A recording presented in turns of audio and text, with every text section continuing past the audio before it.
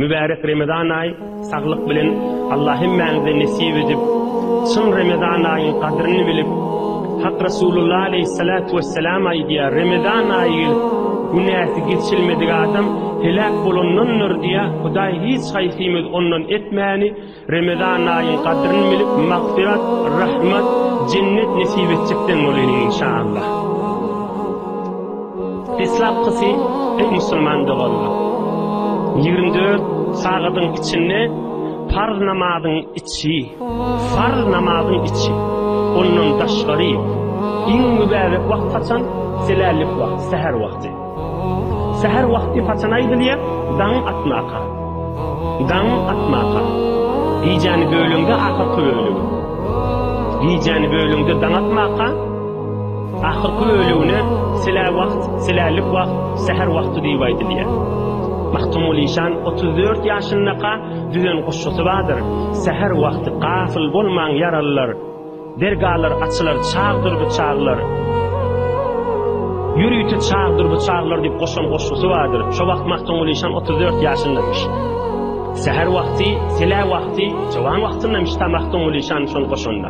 Şu seher vakti koşanda. Selah vakti, seher vakti, Allah'ın nuru dökülyen vaktidir. Boş geçiramağın nip, yürüyütü koşan koşusu var. Kulası silerlik vakti. Hasta bu gülüm geceler kıyısva. Taravadan son, taravihtan son, yakatından son, yatsan da, turongda sen uqin içinde, yatmasan da uqin içinde, kızgın havalarda.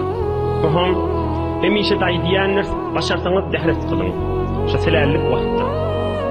Ondan 50 yuliye dehretilici olsa barından ol. Bu başarsanız da, başarmar yani ağırdattır bir 2 rekat namaz. Hem öz havanız açılır, hem bir teheccüd gece Türk namaz okuyalın hesabına girersiniz.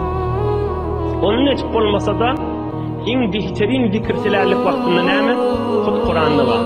Vel mustagfirine bil ashar. Silerlik vakt istiğfar edyal.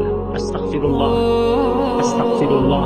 Çok uqin içinde de olsan, havan yok da olsa, uqaqat şığılla olsan, estağfirullah. Estağfirullah. Estağfirullah. Behterin zikr seher vakti silerlik vakt estağfirullah'dır.